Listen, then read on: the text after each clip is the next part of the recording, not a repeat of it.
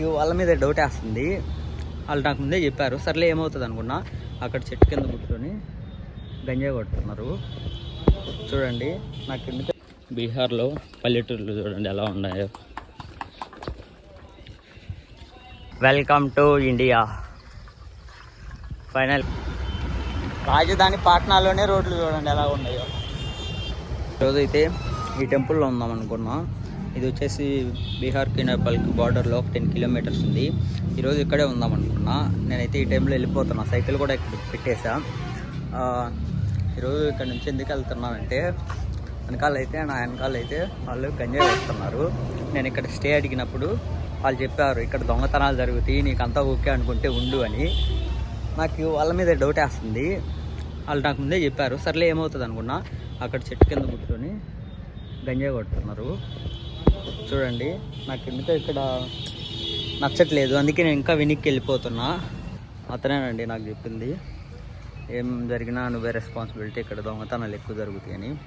ఇక్కడ మొత్తం టెంపుల్ మొత్తం ఇలాగుంది. వీళ్ళే గంజాయి పడుతున్నారు. ఇక్కడ వచ్చేసి మన సైకిల్ ఒక ½ అవర్ అయింది. ఇక్కడ మొత్తం గుడిలోకి వచ్చిన వాళ్ళందరూ తేడాగా చూస్తున్నారు. అందుకే నేనైతే వెళ్ళిపోతున్నా. ఇక్కడ మొత్తం మార్కెట్ ఉంది. ఇక్కడ కొంచెం ఏరియా కూడా కొంచెం తేడాగా ఉంది. ఇక్కడే నేను ఉన్నదైతే అక్కడి నుంచి వెళ్ళిపోతున్నా.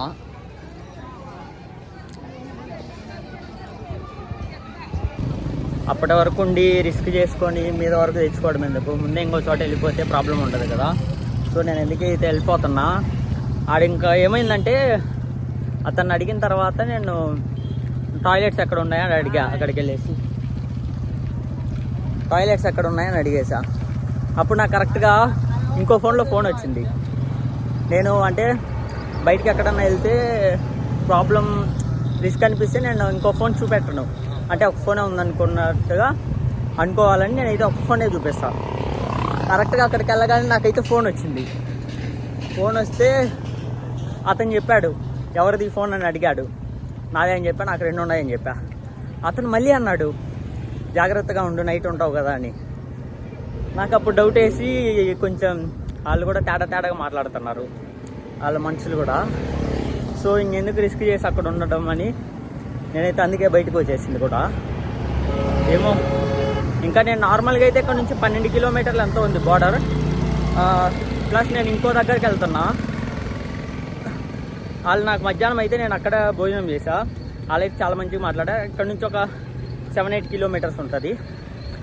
సో వెళ్దాం. మార్నింగ్ ఒక 7-8 కిలోమీటర్స్ ఎక్కువ వెళ్తాం అంతే, అంతకు మించేం కాదు. ఫైనల్గా అయితే స్టే దొరికింది. ఇక్కడికి రావడానికి చాలా కష్టపడ్డా. ఏమైందంటే నేను ఒక 7-8 కిలోమీటర్స్ ఉంటుంది అనుకుని వచ్చేసా. మొత్తం చీకటి పడిపోయింది చూడండి. మధ్యలో వచ్చిన తర్వాత నాకైతే ఈ హోటల్ని ఎలా కనుక్కోవాలి నాకైతే అర్థం కాలేదు. సో ఇంకేం చేయాలరా బాబు తెలియదు, చీకటి పడిపోతుంది అనుకుంటే నాకు అప్పుడు గుర్తొచ్చింది. నేను ఏంటంటే మధ్యాహ్నం ఇక్కడ తిన్నప్పుడు ఫోన్పే కొట్టా డబ్బులు. సో నాకు అప్పుడు గుర్తొచ్చి ఫోన్పే ఓపెన్ చేసేసి హోటల్ నేమ్ అయితే చూసేసా. అంటే నార్మల్గా ఫోన్పే కొట్టేటప్పుడు ఉంటాయి కదా, మెడికల్ షాప్, కిరాణా జనరల్ స్టోర్ అని అలాగా హోటల్ నేమ్ అయితే ఉంది. ఇంకా అక్కడికి వచ్చేసి అయితే వీళ్ళని అయితే అడిగేసి స్టే అయితే తీసుకున్నా. వాళ్ళతో నేను మధ్యాహ్నం 1 అవర్ మాట్లాడాను దీని గురించి. అందుకే వాళ్ళైతే నేను బాగా గుర్తున్నా. అందులో సైకిల్ పైన వచ్చాయి కదా, వాళ్ళైతే ఫైనల్గా స్టే అయితే ఇచ్చేసారు. థ్యాంక్ యూ భయ్యా. ఇంకా మార్నింగ్ అయితే బీహార్లోకి అయితే వెళ్ళిపోతాం. ఎలా ఉంటుందో ఏంటో, ఇప్పుడిప్పుడే ఎలా ఉంది ఇక్కడే బార్డర్లోనే చూడాలి.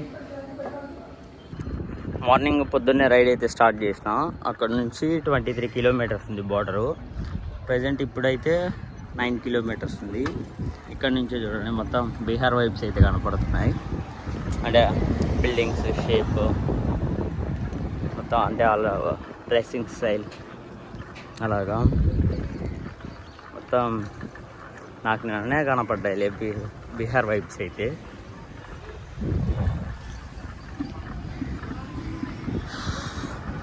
అయితే బార్డర్కి వెళ్ళిపోదాం. 9 కిలోమీటర్లు ఉంది.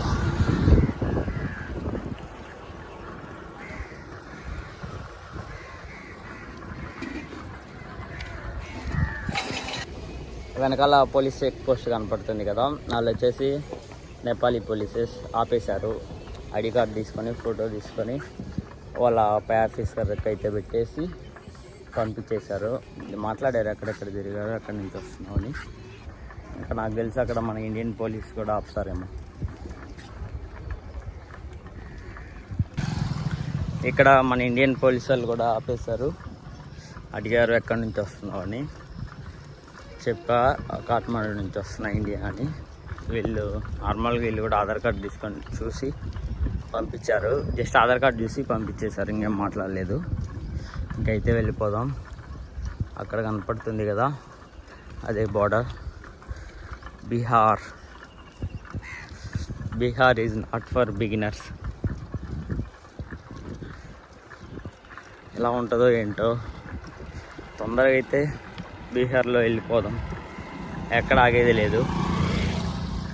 వెహికల్స్కి పర్మిషన్ అయితే తీసుకుంటున్నారు అనుకుంటా. అక్కడ పర్మిట్ ఏదో ఉండాలి కదా. నాకు తెలిసి మనకేం అవసరం లేదు, డైరెక్ట్ వెళ్ళిపోదాం. ఇదే బార్డర్ అయితే. వెనకాల ఇందాక చూపించే కదా, అది అనుకున్న బార్డరు అక్కడ ఉంది, వెల్కమ్ టు ఇండియా అని. అంటే అది అనుకుంటా బార్డర్. నేనైతే అదే అనుకున్నా. వెనకాల వెళ్ళిపోదాం.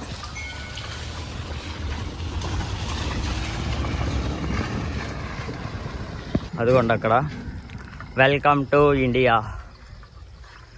ఫైనల్గా అయితే 15 రోజులు అయితే నేపాల్లో ఉన్నాం. ఇండియాలోకి అయితే వెళ్ళిపోదాం. నాకు తెలిసి అక్కడ వీడియో తీయలేరు, సో ఇక్కడ నుంచే స్టాప్ చేస్తున్నా. అక్కడ ఆర్మీ వాళ్ళు ఉన్నారు కదా క్యాంపులో. అయితే హైదరాబాద్ అన్న ఉన్నాడు, అతనైతే మాట్లాడా. అక్కడ అడిగే వీడియో తీసుకోవచ్చా అన్న అంటే లేదు అతనే చెప్పాడు. సో బయటకు వచ్చి తీస్తున్నా. చాలాసేపు ఒక అరగంట అయితే మాట్లాడేశాను నేను అన్నతో. మొత్తం చెప్పాడు ఇలా ఉంటుందని. ఇంకేమన్నా బీహార్లో ఏమన్నా ప్రాబ్లం అయితే కాల్ చేద్దాము అని చెప్పాడు. ఇంకైతే వెళ్ళిపోదాం. అన్నని చూపిద్దాం అనుకున్నా, బట్ చూపించలేకపోతున్నా. అక్కడ ఉన్నాడు కదా. ఇక్కడ మొత్తం చూడండి బార్డర్లో అయితే ఎలా ఉంది. అక్కడ నేను వీడియో చూసి ఆర్మీ అతను అయితే చెయ్యి ఊపేశాడు. ఇంకా నేనైతే ఇంకా ఎక్కువసేపు అయితే ఉన్నాయి ఇక్కడ, వీడియో తీయలేను. ఇంకైతే వెళ్ళిపోదాం. ఎంటర్ అవ్వగానే బీహార్లోకి రూట్ ఇట్టుంది. అక్కడ ఆర్మీ అతను మాట్లాడామన్నా కదా, అన్న పేరు వచ్చేసి ఆనంద్. వచ్చేటప్పుడు వాటర్ కూడా ఇచ్చాడు, పట్టుకొని వెళ్తాముడు అని. నా దగ్గర అలాగ అయిపోయాయి. అన్నలో టైంకి చెప్పాడు. ఏంటంటే నేను అడిగా మా అన్న ఇక్కడ స్టే చేయడానికి ఓకేనా నైట్ టైము బయట అంటే, చిన్న టౌన్లో అయితే స్టే చేయొద్దు, చిన్న టౌన్లో చేస్తే నీకే రిస్క్. కొంచెం పెద్ద సిటీలు ఉంటాయి కదా పబ్లిక్ ప్లేస్లో, అలాంటి వాటిల్లో అడిగేసా. అన్న చెప్పాడు ఏమన్నా ప్రాబ్లం అయితే కాల్ చేయని, నెంబర్ కూడా ఇచ్చాడు. మొత్తం పొలాలు. ఇండియాలోకి వస్తే ఆ ఫీలింగ్ ఏంటో తెలియట్లేదు. ఇప్పుడైతే కొంచెం ధైర్యంగా ఉంది. ఎంటర్ అయ్యేంత వరకు కూడా ఎలా ఉంటుందో. నిన్న రాత్రి వాళ్ళని చూస్తే తేడాగా అనిపించింది. అంటే ఊరికే వచ్చేసి నా సైకిల్ వైపు వస్తూ ఉంటారు. నేను 2 ఫోన్లు చేతిలో పట్టుకొని ఉంటే ఫోన్లో వైపు వస్తూ ఉంటారు. ఇంకా చాలా కష్టం అయిపోయింది. ఎందుకు ఇంత భయపడతా ఉండడము, ఏమవుతుందో అని. అందుకే నేనైతే అక్కడ నుంచి వెళ్ళిపోయా. ఇప్పుడు ఏంటంటే అన్న నెంబర్ ఇచ్చాడు, ఏమన్నా జరిగితే ఫస్ట్ అయితే కాల్ చేయొచ్చు. ఇక్కడ ఏంటంటే అతనికి ఈజీగా ఉంటుంది కదా ఏమన్నా ఎవరితోనో మాట్లాడడానికి. ఏంటంటే సో ఇంకైతే ఏం ప్రాబ్లమ్స్ రాకూడదని అనుకుంటా. ఫస్ట్ థింగ్ అయితే బీహార్లో మాత్రం సైకిల్ అయితే ఏం ప్రాబ్లం రాకూడదు, జస్ట్ వెళ్ళిపోవడమే. చూద్దాం.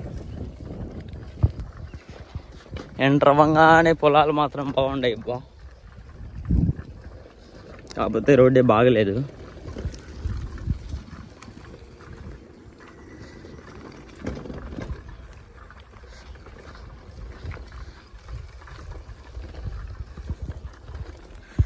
బీహార్లో పల్లెటూర్లు చూడండి ఎలా ఉన్నాయో.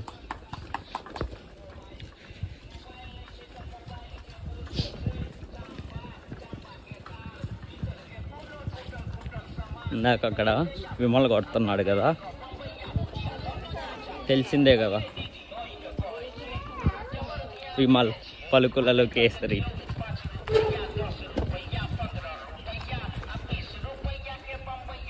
బార్డర్కి అసలు ఇలాంటి రోడ్డు ఎందుకు ఉందో నాకు ఇప్పటికీ అర్థం కావట్లేదు.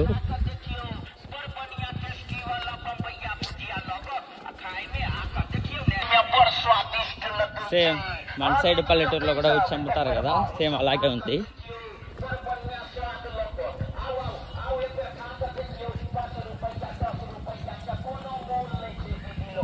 మార్కెట్ ఇది వచ్చేసి బీహార్లో ఇలా ఉంటుంది. ఈ విలేజ్ పేరు ఏందో కూడా మనకు తెలియట్లేదు. వెనకాల ఆపారు వాళ్ళు మాట్లాడడానికి. సో ఎందుకులే వచ్చిందని నేనైతే ఆపలేదు. మొత్తం రోడ్ల మీదే ఉన్నాయి చూడండి. పక్కన కూడా పెట్టుకోవాలా రోడ్ సైడ్, మొత్తం రోడ్డు మీదనే. ఇక్కడ నుంచి అయితే రోడ్డు బాగుంది, ఇంకేం ప్రాబ్లం లేదు. బీహార్లో స్కూల్ చూడండి ఎలాగుందో.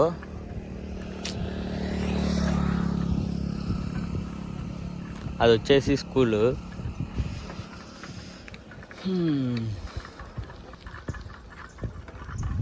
చూడండి మొత్తం రేకులు ఉన్నాయి.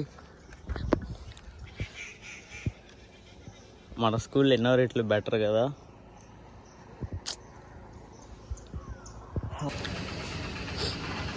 బీహార్లో డే 1 అయితే ఇలా అయిపోయింది. ఈరోజు ఇక్కడే మనం స్టే చేసేది. అక్కడ సైకిల్ పెట్టేసారు కదా, అక్కడైతే బాగా గడ్డి ఉంది. అక్కడ టెంట్ వేసుకుంటామన్నా. పర్మిషన్ కూడా ఇచ్చారు వాళ్ళు. అయితే ఇంక ఈరోజు అయితే సేఫ్ అయిపోయాం. రేపు వచ్చేసి పాట్నాకి వెళ్తాం. ఎలా ఉంటుందో.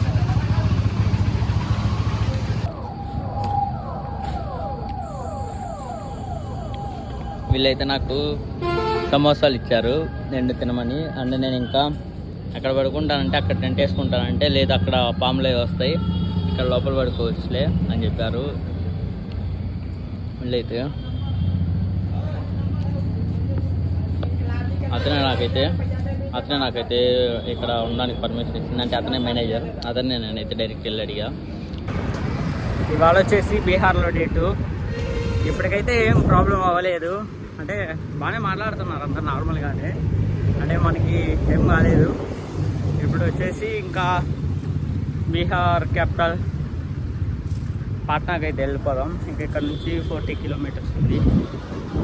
ఎండ అయితే మామూలుగా లేదబ్బా.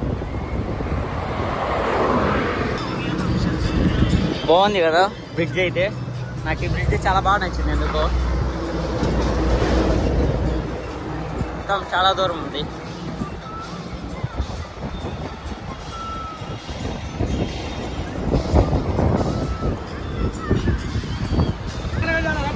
మనమైతే ఇప్పుడు ఇంకా బీహార్ క్యాపిటల్ పాట్నాలో ఉన్నాం.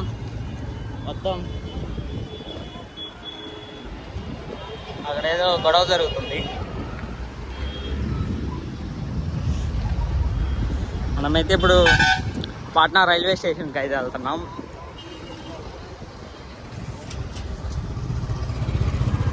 ఎందుకంటే ఇంటికి వెళ్తున్నా నేను. నెక్స్ట్ రైడ్కి అయితే ప్లాన్ చేయాలి. ఎందుకంటే స్కెడ్యూల్ అలా ఫిక్స్ చేసుకున్నా నేను. సో దానికోసం అయితే ఇప్పుడు మధ్యలో వెళ్ళాల్సి వస్తుంది.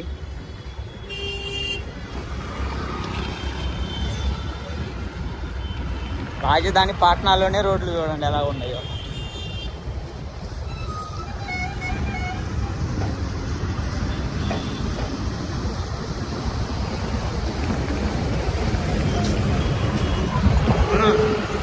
ఆ బస్సు అతనైతే మనకి చిన్న డాష్ ఇస్తామని ఇందాక.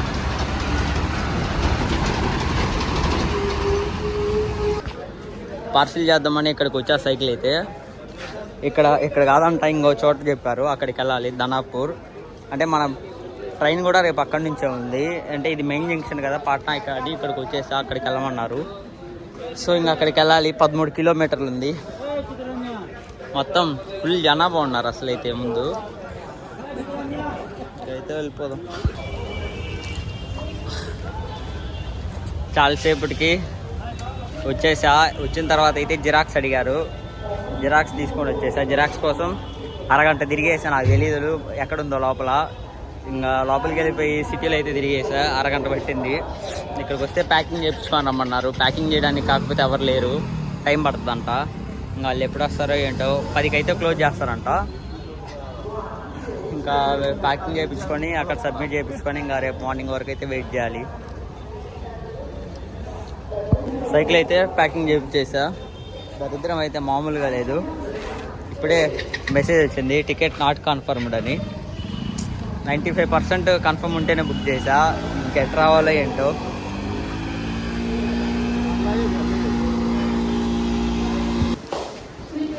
ఇక్కడ పక్కన వెయిటింగ్ హాల్ ఉంటే ఇక్కడ వెయిట్ చేస్తున్నా.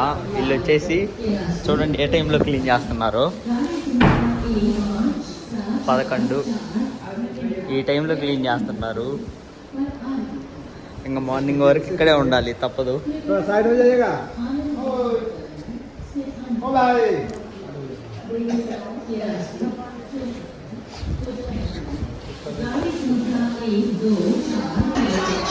రేపు పొద్దున వరకు, రేపు మార్నింగ్ వరకు ఇంకా ఇక్కడే వెయిట్ చేయాలి. అక్కడ వెయిటింగ్ హాల్ ఉంది, అక్కడ ఇంకా అక్కడైతే వెయిట్ చేయాలి. ఎలాగో లోపలైతే ఏసీ ఉంది, ఇంకా అదొక్కటి ప్లస్ అయిపోయింది.